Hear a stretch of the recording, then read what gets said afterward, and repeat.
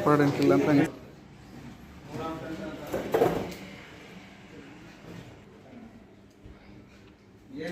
ಮತ್ತೆ ಎಂ.ಕಾಮ್ ಮಾಡ್ಬೇಕಂತ MBA ಗೆ M.Com ಗೆ ಏನು ಡಿಫ್ರೆನ್ಸ್ ಇದೆ?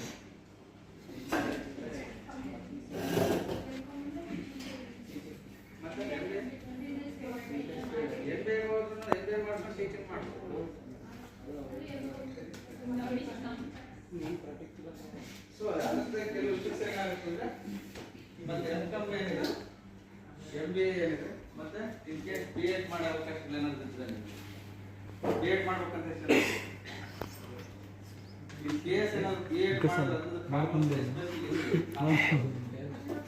ಯಾಕಂತಂದ್ರೆ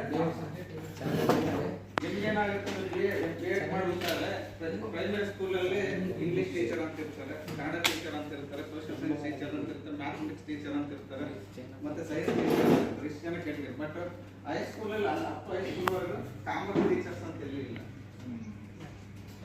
ನಿಮಗೆ B.Ed ಯೂಸ್ ಆಗುತ್ತೆ. B.Ed ಎಲ್ಲಿ ಯೂಸ್ ಆಗುತ್ತೆ ಅಂದ್ರೆ PUC ನಲ್ಲಿ ಕಾಮರ್ಸ್ ಇದೆ.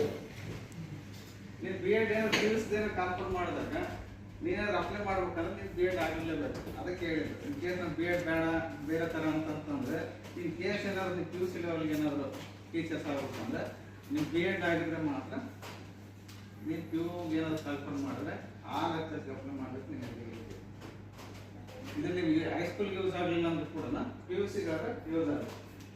ಸೊ ಇದಾದ್ಮೇಲೆ ನಿಮ್ಗೆ ಇಲ್ಲಿ ಇವತ್ತು ನಾನು ಸ್ವಲ್ಪ ಫೋಕಸಿಂಗ್ ಮಾಡೋದು ಹೇಗೆ ಅಂತಂದ್ರೆ MBA ಅಂತಂದ್ರೆ ಗೊತ್ತಿದೆ. ಲಾಂಗ್ ಫಾರ್ಮ್ ಏನಿದೆ ಅದಕ್ಕೆ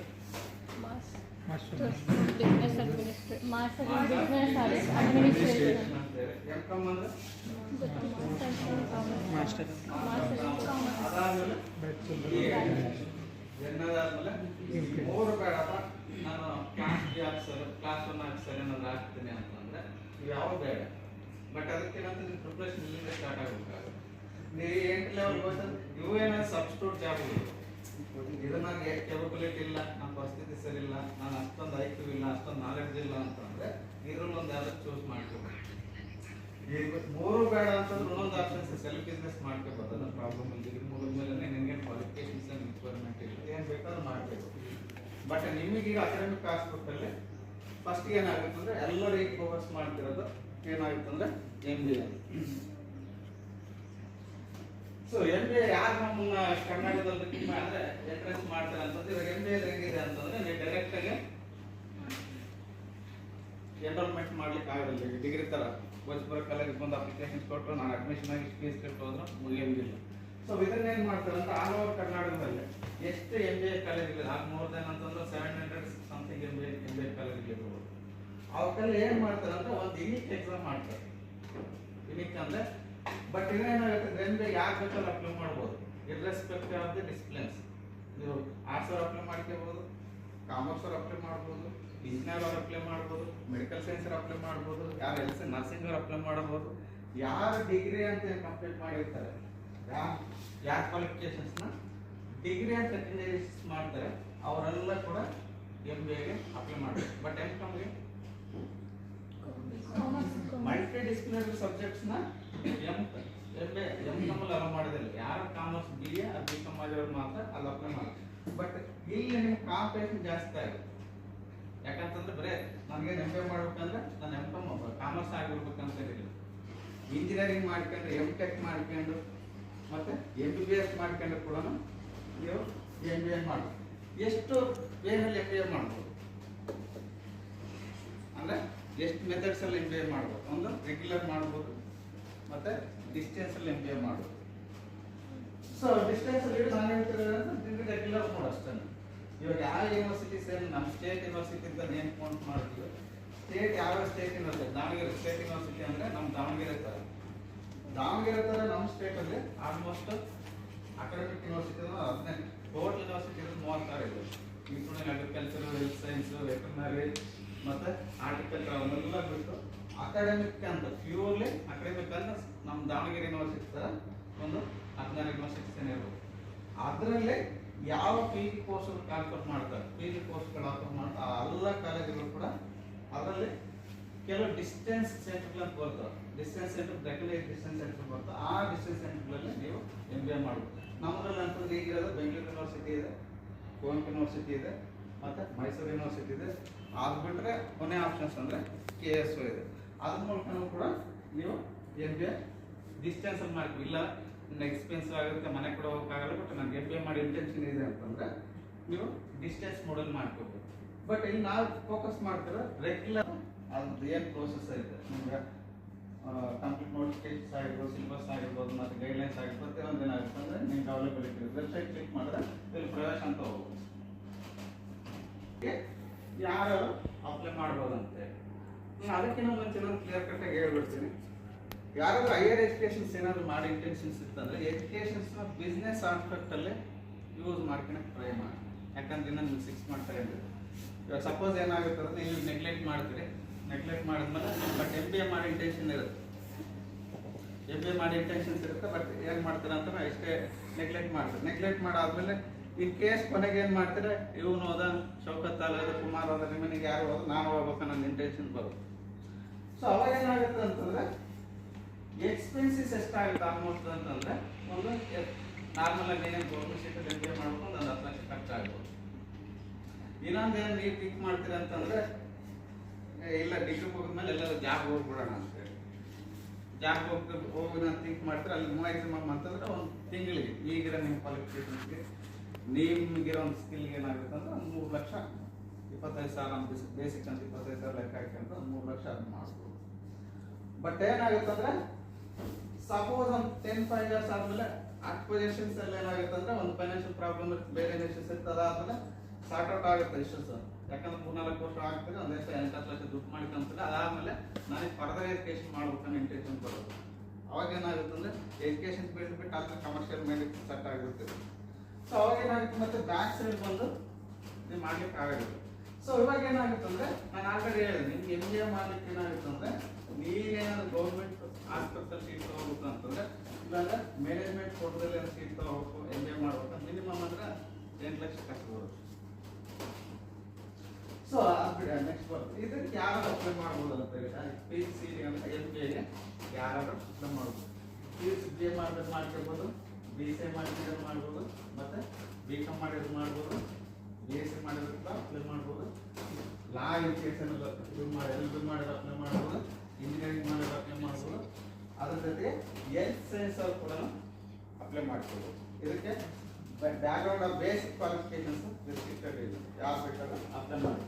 ಹೆಂಗ್ ಸೆಲೆಕ್ಷನ್ ಮಾಡ್ತಾರೆ ಇಲ್ಲಿ ಸ್ಟೇಟ್ ಲೆವೆಲ್ ಎಕ್ಸಾಮಿನೇಷನ್ ಅಂದ್ರೆ ಎಲ್ಲರಿಗೂ ಒಂದೇ ಸರಿಗೆ ಎಕ್ಸಾಮ್ ಮಾಡಿ ನಿಮ್ಮ ಎಂಟ್ರೆನ್ಸ್ ಅಲ್ಲಿ ಏನು ಬರುತ್ತೆ ಅಂದ್ರೆ ನೀವು PG ಸ್ಟಿಕ್ನಲ್ಲಿ ಏನು ಎಂಟ್ರೆನ್ಸ್ ಮಾಡ್ತೀರಿ ಆ ಎಂಟ್ರೆನ್ಸ್ ಮೂಲಕ ಏನಾಗುತ್ತೆ ಅಂದ್ರೆ ನಿಮ್ಮೊಂದು ಸೆಲೆಕ್ಷನ್ ಮಾಡಿ ಕಾಲೇಜ್ ಅಲಾಟ್ಮೆಂಟ್ ಮಾಡ್ಕೊಟ್ಬಿಡ್ತಾರೆ.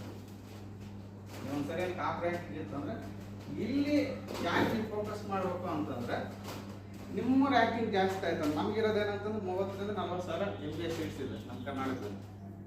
30ರಿಂದ 40 ಸಾವಿರ MBA ಸೀಟ್ಸ್. ಅದನ್ನೇನಾಗುತ್ತೆ ಪಾರ್ಟಿಷನ್ ಮಾಡ್ತಾರೆ. 30ರಿಂದ 40 ಸಾವಿರ ಎಲ್ಲನೂ ಗೌರ್ಮೆಂಟೇ ಸೀಟ್ ಫಿಲ್ ಮಾಡಲ್ಲ, ಎಲ್ಲನೂ ಕೂಡ ಮ್ಯಾನೇಜ್ಮೆಂಟ್ಗೆ ಕೊಡೋದು. 30ರಿಂದ 40 ಸಾವಿರ ಸೀಟ್ನ ಏನು ಮಾಡ್ತಾರೆ ಅಂತಂದ್ರೆ ಇಲ್ಲಿದೆ ನೋಡಿ, ಇದು ಸ್ಟೇಟ್ ಲೆವೆಲ್ ಆಯ್ತು. ಅದನ್ನ ಇಂಟೇಕ್ ಅಡ್ಮಿಷನ್ ಏನು ಮಾಡ್ತಾರೆ ಅಂತಂದ್ರೆ ಒಂದು ಕಾಲೇಜ್ಗೆ ಮಿನಿಮಮ್ 50ರಿಂದ 60 ಸೀಟ್ ಕೊಡ್ತಾರೆ. 50ರಿಂದ 60 ಸೀಟ್ ಕೊಟ್ಟು ಅದನ್ನೇನಾಗುತ್ತೆ 50-50 ರೇಷಿಯೋಸ್ ಅಲ್ಲೇ ಸ್ಪ್ಲಿಟ್ ಮಾಡ್ತಾರೆ. ಯಾವುದೇ ನಮ್ದು MBA ಸೆಕ್ಟರ್ ಏನಿರ್ತಿತ್ತು ಅಂದ್ರೆ ನಮಗೆ ಆಟೋಮೆಟಿಕ್ 30 ಸೀಟ್ ಗೌರ್ಮೆಂಟ್ ಇದು ಬಂದ್ಬಿಡುತ್ತೆ. ನೀವು ಕಾಂಪೀಟ್ ಮಾಡ್ಬೇಕಾಗಿದೆ ಏನಂತಂದ್ರೆ ಈ ಸೀಟ್ಸ್ ಇವಾಗ ಏನಾದ್ರು ಇಲ್ಲಿ ಗೌರ್ಮೆಂಟ್ ಅಲ್ಲಿ ಏನಾದ್ರು ಸೀಟ್ ತಗೊಂಡ್ರೆ ಏನಾಗುತ್ತೆ ಅಂತಂದ್ರೆ ನೀವು ಪೇ ಮಾಡ್ತಿರೋ ಫೀಸ್ ಗೌರ್ಮೆಂಟ್ ಇಂದ ಏನು ಅಲೋಕೇಶನ್ಸ್ ಆಗುತ್ತೆ. ನೀವು ಪ್ರೈವೇಟ್ ಹೋಯ್ತಂದ್ರೆ ಮಿನಿಮಮ್ ಅಂತಂದ್ರೆ ಒಂದು ನಾರ್ಮಲ್ ಕಾಲೇಜು ಅಂತಂದ್ರೆ ಕೂಡ 3 ಲಕ್ಷ ಕಟ್ಬೇಕಾಗುತ್ತೆ ಮಿನಿಮಮ್ ಅಂದ್ರೆ ಪೇಮೆಂಟ್ ಸೀಟ್. ಅದೇ ಗೌರ್ಮೆಂಟ್ ಅಂತಂದ್ರೆ ಏನಾಗುತ್ತೆ ಅಂದ್ರೆ ಮ್ಯಾಕ್ಸಿಮಮ್ ಅಂತಂದ್ರೆ ಒಂದು 15ರಿಂದ 20 ಸಾವಿರ ಇರುತ್ತೆ. ಇನ್ ಕೇಸ್ SC ST ಏನಿತ್ತು ಅಂದ್ರೆ 20-30 ಸಾವಿರ ಕಟ್ಟಿದ್ರು ಕೂಡ ಸ್ಕಾಲರ್ಶಿಪ್ ಅಲ್ಲಿ ಮತ್ತೆ ರಿಕವರಿ ಆಗುತ್ತೆ. ಅಲ್ಲೇ ನಿಮ್ದು ಮೇಂಟೆನೆನ್ಸ್ ಏನಂತಂದ್ರೆ ನಿಮ್ಮ ಪರ್ಸನಲ್ ಎಕ್ಸ್ಪೆನ್ಸಸ್ ಏನಿರುತ್ತೆ ಅದು ಮಾತ್ರ ನೀವು ನೋಡ್ಕೋಬೇಕಾಗುತ್ತೆ. ಸೊ ಅದಾದ್ಮೇಲೆ ಗೌರ್ಮೆಂಟ್ ಸೀಟ್ ಹೆಂಗೆ ಅಲಾಟ್ಮೆಂಟ್ ಮಾಡ್ತಾರೆ ಅಂತಂದ್ರೆ 30 ಸೀಟ್ ಇರ್ತಲ್ಲ, 30 ಸೀಟ್ ಅಂತಂದ್ರೆ ಹೇಗೇನು ರೋಸ್ಟ್ ತೆಗಿತಾರೆ ಅವರು SCಗಿತ್ತು OBCಗಿತ್ತು ರೆಮಿನಿಂಗ್ ಇತ್ತು. ಅದ್ರ ಪ್ರಕಾರ ಏನಾಗುತ್ತೆ ಅಂದ್ರೆ ರೋಸ್ಟ್ ತೆಗಿತಾ ಹೋಗ್ತಾರೆ.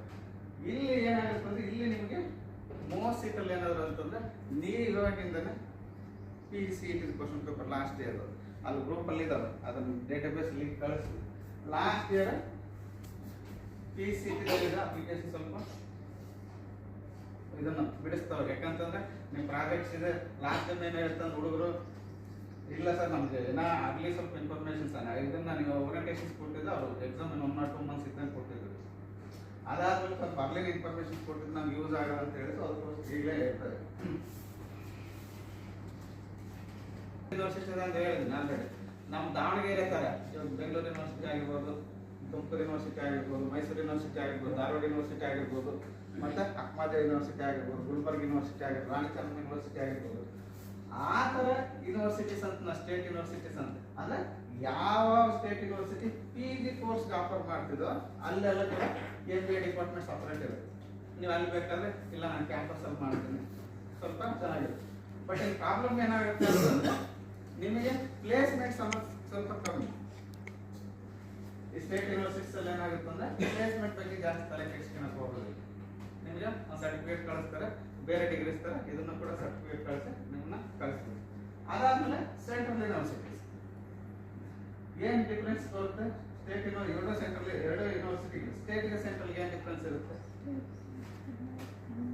ಈಗ ನಮ್ಮ ಅಲೌಡ್ ಕರ್ನಾಟಕ ಇಂಡಿಯಾದಲ್ಲಿ ಏನಾಗುತ್ತೆ 1440 ಯೂನಿವರ್ಸಿಟೀಸ್ ಇದೆ. 1440 ಯೂನಿವರ್ಸಿಟಿ. ಇಂಡಿಪೆಂಡೆನ್ಸ್ 1946ರಲ್ಲಿ 47ರಲ್ಲಿ ನಮ್ಮ ಇಂಡಿಯಾದಲ್ಲಿ ಇದ್ದದ್ದು 36 ಯೂನಿವರ್ಸಿಟೀಸ್ ಅಷ್ಟೇ. ಈಗ ಅದು 1440 ಯೂನಿವರ್ಸಿಟೀಸ್ ಆಗಿದೆ. ಅದರಲ್ಲಿ ಸ್ಟೇಟ್ ಸೆಂಟ್ರಲ್ ಅಂತಿದೆ. ಸೆಂಟ್ರಲ್ ಸ್ಟೇಟ್ ಏನ್ ಡಿಫರೆನ್ಸ್ ಅಂತ ಸೊ ಇಲ್ಲೇನಾಗುತ್ತೆ, ಇಲ್ಲ ಇಂಡಿಕೇಟ್ ಮಾಡುತ್ತೆ. ಇದೆಲ್ಲ ಇಂಟರ್ ಪ್ರೋಸೆಸ್ ಅಲ್ಲಿ ಏನಾಗುತ್ತೆ ಅಂದ್ರೆ ಸೆಂಟ್ರಲ್ ಕಂಟ್ರೋಲ್ ಇರುತ್ತೆ. ಬಟ್ ಈ ಯೂನಿವರ್ಸಿಟೀಸ್ ಏನಾಗುತ್ತೆ ಅಂದ್ರೆ ಎಲ್ಲೆಲ್ಲಿ ಇಂಪಾರ್ಟೆಂಟ್ ಆಸ್ಪೆಕ್ಟ್ ಇದೆ, ಎಲ್ಲೆಲ್ಲಿ ಈ ಸ್ಟೇಟ್ ಯೂನಿವರ್ಸಿಟೀಸ್ ಕವರ್ ಮಾಡಿದ್ರೆ, ಮತ್ತೆ ಎಲ್ಲೆಲ್ಲಿ ಕೆಲವು ಸಿಲೆಬಸ್ ಅಂದ್ರೆ ಸೆಂಟ್ರಲ್ ಕೋರ್ಸ್ಗಳ ಇಂಪ್ಲಿಮೆಂಟ್ ಮಾಡೋಕ್ಕಾಗಲ್ಲ ಅಂತ ಪ್ಲೇಸ್ಗಳಲ್ಲಿ ಏನಾಗುತ್ತೆ ಅಂದ್ರೆ ಸೆಂಟ್ರಲ್ ಅವರ ಎಂಟೈರ್ ಪ್ರೋಸೆಸ್ ಎಕ್ವಿಪ್ಮೆಂಟ್ ಆಗಿರ್ಬೋದು, ಲ್ಯಾಂಡ್ ಆಗಿರ್ಬೋದು, ಮತ್ತೆ ಅಲ್ಲಿ ಸ್ಟಾಫ್ ಆಗಿರ್ಬೋದು, ಎಲ್ಲ ಏನಾಗುತ್ತೆ ಅಂದ್ರೆ ಸೆಂಟ್ರಲ್ ಅಂಡರಲ್ಲಿ ಬರ್ತಾವೆ ಇನ್ಕ್ಲೂಡಿಂಗ್ ಸ್ಟಾಫ್. ಬಟ್ ಸ್ಟೇಟ್ ಅಲ್ಲಿ ಏನಾಗುತ್ತೆ ಅಂದ್ರೆ ಇಲ್ಲಿ ಸ್ಟೇಟ್ ಎಂಪ್ಲಾಯ್ಸ್ ಇರ್ತಾರೆ, ಸ್ಟೇಟ್ ಕ್ಲರಿಕಲ್ ಪ್ರೊಫೆಸರ್ ಎಲ್ಲ ಅವ್ರೇನಾಗುತ್ತೆ ಅಂದ್ರೆ ಇದು ಸ್ಟೇಟ್ ಮೂಲಕ ಅವ್ರ ಎಕ್ವಿಪ್ಮೆಂಟ್ ಆಗುತ್ತೆ. ದೆನ್ ಅದಾದ್ಮೇಲೆ ಪ್ರೈವೇಟ್ ಯೂನಿವರ್ಸಿಟೀಸ್. ಪ್ರೈವೇಟ್ ಯೂನಿವರ್ಸಿಟಿ ಅಂದ್ರೆ ಇವಾಗ ಚಾಮರಾಜ ಒಂದು ಕಾಲೇಜ್ ಇದೆ, ಅದು ಏನ್ ಕಾಲೇಜ್ ಅದು? ಮ್ಯಾನೇಜ್ಮೆಂಟ್ ಕಾಲೇಜ್, JMIT ಅಂತ. ಅದು JMIT ಒಳ್ಳೆ ಇನ್ಫ್ರಾಸ್ಟ್ರಕ್ಚರ್ ಇರೋ ಕಾಲೇಜ್. ಫೀಲ್ಡ್ ಇದೆ, ಬಿಲ್ಡಿಂಗ್ ಇದೆ, ಇನ್ಫ್ರಾಸ್ಟ್ರಕ್ಚರ್. ಅವಾಗ ಏನಾಗುತ್ತೆ ಅಂದ್ರೆ ನಮ್ಗೆ ಯೂನಿವರ್ಸಿಟೀಸ್ ಮಾಡಿ ಅಂತ ಹೇಳಿ ಅವರೊಂದು UGC ಇಂದ ಬೇಕಾದ್ರೆ ಆ ಥರ ಯೂನಿವರ್ಸಿಟಿ ಅದರಲ್ಲಿ ಬೇಕಾದ್ರೆ ನೀವು ಎನ್ರೋಲ್ಮೆಂಟ್ ಮಾಡ್ಕೋಬಹುದು. ಅದಾದ್ಮೇಲೆ deemed to be university same similar structure ಎಲ್ಲ ಬರ್ತಾ ಹೋಗುತ್ತೆ. ಅದಾದ್ಮೇಲೆ ಈ ಯೂನಿವರ್ಸಿಟೀಸ್ PG ಸೆಂಟರ್ಗಳು. ಇವಾಗ ದಾವಣಗೆರೆ ಯೂನಿವರ್ಸಿಟಿ ಏನಾಗುತ್ತೆ ಸ್ಟೇಟ್ ಯೂನಿವರ್ಸಿಟಿ, ಅದರಲ್ಲೇ ಉತ್ತರಾಖಂಡದಲ್ಲಿ ಏನು ಬರುತ್ತಲ್ಲ ಅದು PG ಸೆಂಟರ್ ಆಗುತ್ತೆ. ಅದು ಕೂಡ ಈ ಸ್ಟೇಟ್ ಯೂನಿವರ್ಸಿಟಿ ಅನ್ನೋದು ಬರುತ್ತೆ. ಅದಾದ್ಮೇಲೆ ಗೌರ್ಮೆಂಟ್ ಕಾಲೇಜುಗಳು, ಗೌರ್ಮೆಂಟ್ ಅಲ್ಲಿ ಕೆಲವು PG ಸೆಂಟರ್ಗಳು ಮತ್ತೆ MA ಕೋರ್ಸ್ಗಳು ಓಪನ್ ಆಗಲಿ ಕೂಡ ನೀವು ಅಡ್ಮಿಷನ್ ಆಗ್ಬೋದು. ಏಡ್ ಇನ್ಸ್ಟಿಟ್ಯೂಷನ್ ಲೈಕ್ ನಮ್ಮ ಕಾಲೇಜ್ ತರ ಆ ಥರ ಇನ್ಸ್ಟಿಟ್ಯೂಟ್ ಕೂಡ ನೀವು ಅಡ್ಮಿಷನ್ಗಳು ಆಗ್ಬೋದು. ಅದಾದ್ಮೇಲೆ ಪ್ರೈವೇಟ್ ಕಾಲೇಜ್, ಪ್ರೈವೇಟ್ ಅಂದ್ರೆ ಗೌರ್ಮೆಂಟ್ ಅಲ್ಲಿ ಬರಲ್ಲ, ಅವು ಪ್ರೈವೇಟ್ ಮ್ಯಾನೇಜ್ಮೆಂಟ್ ಕಂಟ್ರೋಲ್ ಇರುತ್ತೆ. ಅವೇನಾಗುತ್ತೆ ಅಂದ್ರೆ ಗೌರ್ಮೆಂಟ್ ಕೋಟ ಮ್ಯಾನೇಜ್ಮೆಂಟ್ ಕೋಟದಲ್ಲಿ ಬೇಕಾದ್ರೆ ಅಡ್ಮಿಷನ್. ಇಷ್ಟು ಇನ್ಸ್ಟಿಟ್ಯೂಟ್ಗಳಲ್ಲಿ ಕೂಡ ನೀವು MBA ಮಾಡ್ಲಿಕ್ಕೆ ನಿಮ್ಗೆ ಅವಕಾಶ ಇದೆ. ನೀವು ಆಪ್ಷನ್ ಎಂಟ್ರಿ ಮಾಡ್ಬೇಕಾದ್ರೆ ಕೇಳುತ್ತೆ MBA ಎಸ್ಪೆಷಲ್ ಆಪ್ಷನ್ ಎಂಟ್ರಿ ಮಾಡ್ಬೇಕಾದ್ರೆ ನೀವು ಯಾವ ಕಾಲೇಜ್ನ ಸೆಲೆಕ್ಟ್ ಮಾಡ್ಕೊಂತೀರ ಆ ಟೈಮಲ್ಲಿ ಇದನ್ನ ನೀವು ಚೂಸ್ ಮಾಡಿ, ಮತ್ತೆ ನಿಮ್ಗೆ ಇಷ್ಟ ಆಗಿರೋ ಕಾಲೇಜು ಮತ್ತು ಟಾಪ್ ರ್ಯಾಂಕಿಂಗ್ ಕಾಲೇಜುಗಳು ಅದನ್ನ ಚೂಸ್ ಮಾಡ್ಕೊಂಡು ಇದು ಮಾಡಿ. ಇನ್ ಕೇಸ್ ಏನಾಗುತ್ತೆ ಅಂದ್ರೆ ಜಾಸ್ತಿ ರ್ಯಾಂಕಿಂಗ್ ತಗೊಳೋದ್ರಿಂದ ಏನಾಗುತ್ತೆ ಅಂದ್ರೆ ಟಾಪ್ 10 ಕಾಲೇಜುಗಳನ್ನ ನಾವೇನು ರೆಕಗ್ನೈಸ್ ಮಾಡಿರ್ತೀವಿ ಆ ಟಾಪ್ 10 ಕಾಲೇಜುಗಳಲ್ಲಿ ನೀವು ಅಡ್ಮಿಷನ್ ಮಾಡ್ಬೋದು. ನೀವು ಅನಿಸ್ಬೋದು ಟಾಪ್ 10 ಕಾಲೇಜುಗಳಲ್ಲಿ ಅಡ್ಮಿಷನ್ ಆದರೆ ನನಗೆ ಏನು ಯೂಸ್ ಇದೆ, ಏನಿದೆ ಟಾಪ್ 10 ಕಾಲೇಜಲ್ಲಿ ಅಡ್ಮಿಷನ್ ಆದ್ರೆ ಕ್ಯಾಂಪಸ್ ಸೆಲೆಕ್ಷನ್ ಇದೆ. ಗೌರ್ಮೆಂಟ್ ಆಗ್ತಿರೋದ್ರಿಂದ ಯುನಿಕ್ ಮತ್ತೆ ಜನರಲ್ ಸಿಲೆಬಸ್ ಪ್ಯಾಟರ್ನ್ ಮಾಡಿದ್ದಾರೆ. ಅದರಲ್ಲಿ ಕಂಪ್ಯೂಟರ್ ಅವೇರ್ನೆಸ್ ಇದೆ, ಮತ್ತೆ analytical ability and logical reasoning ಅಂದ್ರೆ ಮೆಂಟಲ್ ಎಬಿಲಿಟಿ ತರ ಇದೆ. ಅದಾದ್ಮೇಲೆ ಕ್ವಾಂಟಿಟೇಟಿವ್ ಆಪ್ಟಿಟ್ಯೂಡ್ ಅಂದ್ರೆ ಮೆಜರ್ಮೆಂಟ್ ಮಾಡಲಿದೆ. ಒಂದು ಡಬ್ಬ ಇರ್ತಂದ್ರೆ ಡಬ್ಬ ಹಿಂಗೆ ಕುಂತ್ರೆ ಅದ್ರದ್ದು ಹೆಂಗ್ ಮೆಜರ್ಮೆಂಟ್ ಆಗುತ್ತೆ ಅಂತ ಹೇಳಿ. ಮತ್ತೆ ಇಂಪಾರ್ಟೆಂಟ್ಲಿ ಲ್ಯಾಂಗ್ವೇಜ್ನ ಇವಕ್ಕೆಲ್ಲ ಏನಾಗುತ್ತೆ ಸಿಲೆಬಸ್ ಇಷ್ಟ ಅಂತಿಲ್ಲ, ಯಾರು ಬೇಕಾದ್ರೆ ಕ್ವಶನ್ಸ್ ರೈಸ್ ಮಾಡ್ಬೋದು. ಅದಾದ್ಮೇಲೆ ಜನರಲ್ ನಾಲೆಡ್ಜ್ ಅಂತಂದ್ರೆ ಅದರಲ್ಲಿ ಏನಾಗುತ್ತೆ ಅಂದ್ರೆ ಇಂಡಿಯನ್ ಬಿಸ್ನೆಸ್ ಇದೆ, ಎನ್ವಿರಾನ್ಮೆಂಟ್ ಇದೆ, ಸೋಷಿಯಲ್ ಇವೆಂಟ್ಸ್ ಇದೆ, ಕಲ್ಚರಲ್ ಇವೆಂಟ್ಸ್ ಇದೆ, ಸೊ ಅದಕ್ಕೋಸ್ಕರ ಇದ್ರ ಎಸ್ಪೆಷಲಿ ಇದ್ರ ಜನರಲ್ ನಾಲೆಡ್ಜ್ ಅಂತಂದ್ರೆ ನಮ್ಮ ಲೈಬ್ರರಿ ಗ್ರೂಪ್ನ ಯೂಸ್ ಮಾಡ್ಲಿಕ್ಕೆ ಸ್ವಲ್ಪ ಟ್ರೈ ಮಾಡ್ತೀವಿ. ಮಿಕ್ಕಿದ್ ಬಿಟ್ಬಿಡಿ, ಬೆಳಿಗ್ಗೆ ನೋಡ್ತಂದ್ರೆ ಅದಿಷ್ಟು ಮೆಸೇಜ್ ಬಂದಿರ್ತದೆ, ಅದರಲ್ಲ ಯಾವ್ದು ನೋಡ್ಬೇಕು ಅನ್ನೋದು ನಿಮಗೆ ಸ್ವಲ್ಪ ಡಿಫಿಕಲ್ಟ್ ಇರ್ಬೋದು. ಯಾಕಂತಂದ್ರೆ ಒಬ್ಬೊಬ್ರು ಅಂತಾರೆ ಓಪನ್ ಮಾಡಿದ್ರೆ ಅದ್ರಲ್ಲಿ ನಮ್ಮ ಲೈಬ್ರರಿ ಗ್ರೂಪ್ದನ್ನ ನಾನು ಐನೂರು ಮೆಸೇಜ್ಗಳು ಇರ್ತವೆ, ಮತ್ತು ಅದರಲ್ಲಿ ನೀವು ಹುಡ್ಕೊಂಡು ಹೋಗ್ಬೇಕು. ಸೊ ನಿಮ್ದು ಆ ಥರ ಇಂಟೆನ್ಷನ್ಗೋಸ್ಕರ ನಾವೇನು ಮಾಡಿದ್ವಿ, ಪಾರ್ಟೇಷನ್ ಮಾಡ್ತೀವಿ. ಮೆಸೇಜ್ ಹಾಕ್ಬೇಕಾದ್ರೆ ಪಾರ್ಟೇಷನ್ಸ್ ಮಾಡಿ ಜನರಲ್ ಇವೆಂಟ್ಸ್ ಒಂದು ಟೆಕ್ನಾಲಜಿ, ಅದೇ ಕಂಪ್ಯೂಟರ್ ಸೈನ್ಸ್ ಅಂದ್ರೆ ನಾವು ಯಾಕೆ ಮೆಸೇಜ್ ಮಾಡ್ಬೇಕು, ಲೈಬ್ರರಿ ಗ್ರೂಪಲ್ಲಿ ಮೆಸೇಜ್ ಮಾಡ್ಬೇಕು, ಯಾಕೆ ಪಾರ್ಟೇಷನ್ಸ್ ಮಾಡ್ತಾರೆ, ಟೆಕ್ನಾಲಜಿಕಲ್ ಅಡ್ವಾನ್ಸ್ಮೆಂಟ್ ಅಂತ ಹೇಳಿ ಒಂದು ಪಾರ್ಟೇಷನ್ಸ್ ಮಾಡಿ ಅದ್ರಲ್ಲಿ ಕೆಲವು ಕ್ಲಿಪ್ಸ್ ಆಗ್ತಾ ಇರುತ್ತೆ, ಎಷ್ಟು ಜನ ನೋಡಿದ್ರೆ ಗೊತ್ತಿಲ್ಲ. ಜಸ್ಟ್ ವ್ಯೂ ಮಾಡ್ತಾವೆ ಅಷ್ಟೇ. ಇದ್ರದ್ದು ಟೆಕ್ನಾಲಜಿಕಲ್ ಅಡ್ವಾನ್ಸ್ಮೆಂಟ್ ಎಲ್ಲ ಸಿಕ್ಕ ಹೋಗ್ಬಿಡುತ್ತೆ. ಇಲ್ಲೇ ನಾವು ಜನರಲ್ ನಾಲೆಡ್ಜ್ ಏನಂತಂದ್ರೆ ಕೆಳಗಡೆ ಜನರಲ್ ನಾಲೆಡ್ಜ್ ಅಂತ ಆಪ್ಷನ್ಸ್ ಕೊಟ್ಟು ಅದರಲ್ಲಿ ಕೆಳಗೆ ಕ್ಲಿಪ್ಸ್ ಆಗ್ತಾ ಹೋಗ್ತಾ ಇದೆ. ಅದ್ರ ಜೊತೆಗೆ ಏನಾಗುತ್ತಂದ್ರೆ ಒಂದು ಮಿನಿ ಪೇಪರ್ ಅಂತ ಬರುತ್ತೆ, ಕರೆಂಟ್ ಅಫೇರ್ಸ್ ಮತ್ತೆ ಜಾಬ್ ಅಲರ್ಟ್ಸ್ ಅಂತೇಳಿ ನಮ್ಮ ಲೈಬ್ರರಿ ಪೆಂಡ್ ಆಗೋ ಪ್ರೋಸೆಸ್ಸಲ್ಲಿ ಒಂದು 14 ಪೇಜ್ ಇರೋದು ಮಿನಿ ಪೇಪರ್ಸ್ ಹಾಕ್ತೀವಿ. ಅದನ್ನು ಕಂಪ್ಲೀಟಾಗಿ ರೆಫರ್ ಮಾಡ್ತಾ ಹೋಗಿ ಮಿನಿಮಮ್ ಅಂತಂದ್ರೆ ಬೇಗ ಟೈಮಲ್ಲಿ ಅದು ಯೂಸ್ ಮಾಡಿ. ಇವಾಗ ಯಾರು ಬಸ್ಗೆ ಹೋಗ್ತೀರಿ, ಇಲ್ಲಿಂದ ಒಂದು ಅರ್ಧ ಕಿಲೋಮೀಟರ್ ಇಲ್ಲಾಂದ್ರೆ ಒಂದು ಹಾಫ್ ಅನ್ ಅವರ್ಗೆಲ್ಲ ಇದು ಮಾಡ್ತಾ ಇರ್ತಾರೆ, ಟ್ರಾವೆಲ್ ಮಾಡ್ತಾರೆ. ಆ ಟೈಮಲ್ಲಿ ಸುಮ್ಮನೆ ಗ್ಲಾನ್ಸ್ ಮಾಡ್ತಾ ಹೋಗಿ. ಇನ್ನು 6 ಮಂತ್ ಇದೆ ಟೈಮ್, ಆದರೆ 8 ಮಂತ್ಸ್ ಇದೆ, ನೆಕ್ಸ್ಟ್ ಸೆಪ್ಟೆಂಬರ್ ನಿಮ್ಮ ಟೈಮ್ ಇದೆ. ಸ್ವಲ್ಪ ಇವಾಗಿಂದ ಪ್ರಾಕ್ಟೀಸ್ ಮಾಡ್ಕೊಂಡ್ರೆ ಮತ್ತು ಲ್ಯಾಂಗ್ವೇಜ್ ಮಾತ್ರ ನೀವು ಸ್ವಲ್ಪ ನೋಡ್ತೀವಿ, ಗ್ರಾಮರ್ ಅದೇ ಬೇಸಿಕ್ ಗೊತ್ತಿರೋದು, ಮತ್ತು ಕ್ವಾಂಟಿಟೇಟಿವ್ ಆಪ್ಟಿಟ್ಯೂಡ್ ಎಲ್ಲ ಜನರಲ್ ಎಬಿಲಿಟಿನ ಸ್ವಲ್ಪ ಪ್ರಾಕ್ಟೀಸ್ ಮಾಡಿ. ಅದರಲ್ಲಿ ಮಿನಿ ಪೇಪರ್ಸ್ ಎಲ್ಲ ಬರ್ತಾ ಹೋಗುತ್ತೆ, ಮೆಂಟಲ್ ಎಬಿಲಿಟಿ ಸ್ವಲ್ಪ ಅವನ್ನ ಫೋಕಸ್ ಮಾಡಿ. ಎಷ್ಟು ಸಿಲೆಬಸ್ ಇರುತ್ತೆ ಸರಿ.